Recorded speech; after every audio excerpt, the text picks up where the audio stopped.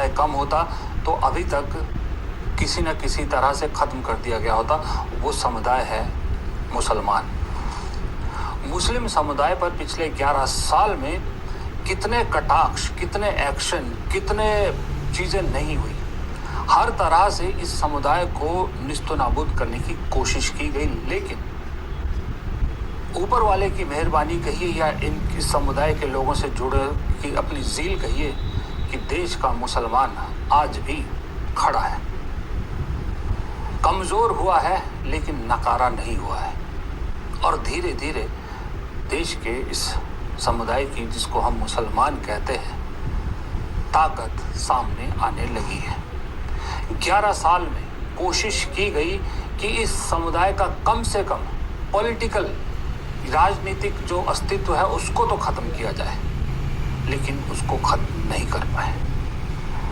कभी औरंगज़ेब के नाम पर, कभी 80-20 के नाम पर, तो कभी मुगलों के नाम पर, कभी देशभक्ति के नाम पर, कभी लव जिहाद के नाम पर, कभी गोरक्षा के नाम पर, हर तरह से कोशिश की गई कि इस समुदाय को इतना दबा दिया जाए कि अगर वोट है भी इसके पास तो वो वोट किसी को डले ही नहीं, इन्हें इतना डरा दो कि घर से निकले ही नहीं। ये हर चुनाव में कोशिश की गई, लेकिन फिर भी मुस्लिम समुदाय कुछ वक्त दबा ज़रूर, लेकिन डरा नहीं, और धीरे धीरे अपनी ताकत दिखाता रहा।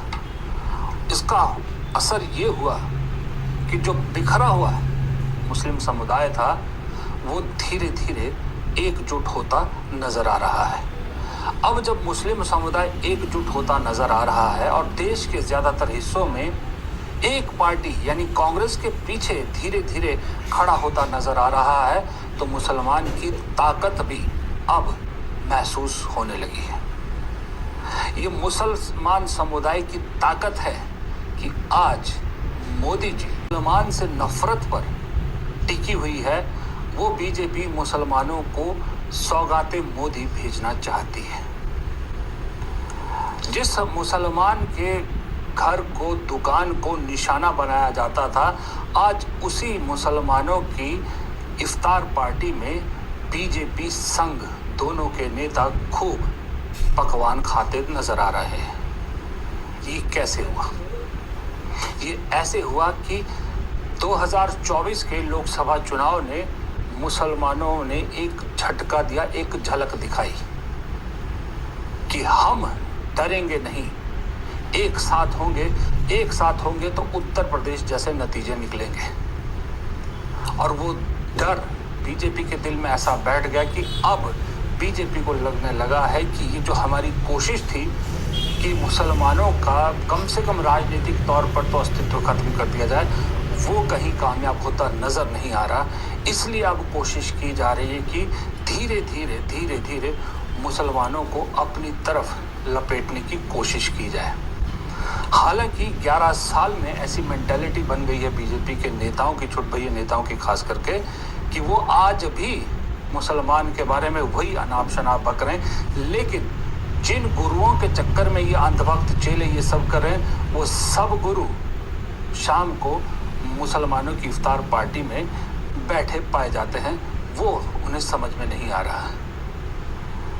दावत इफ्तार, या यूँ कहें कि क्या नाम है वो मोदी का, सौगाते मोदी, हाँ नाम बड़ा वो है, सौगाते मोदी किट मुसलमानों को, 32 लाख मुसलमानों को भेजने का मतलब क्या है?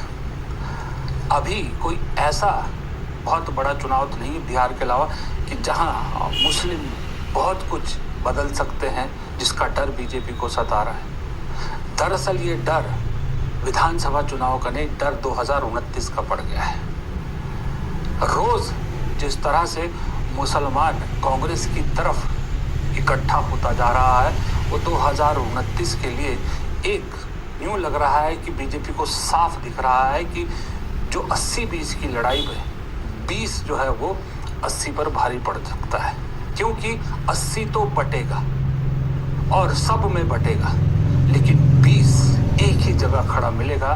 तो जिसके साथ 20 खड़ा होगा उसको 10 दूसरे 80 में से मिल जाए तो 30 हो जाता है। तो 30 के साथ गेम बदल जाती है। अब ये बीजेपी ने खुद अपने आप को जो है वो मुस्लिम फ्रेंडली दिखाने की कोशिश कर रही है, लेकिन इसके चक्कर में जो सहयोगी हैं वो भुगत रहे हैं। आप सोच सकते हैं नीतीश कुमार की इफ्तार पार्टी में मुस्लिम समुदाय के संगठनों ने जाने से मना कर दिया, क्योंकि वक्फ बिल पर समर्थन किया था।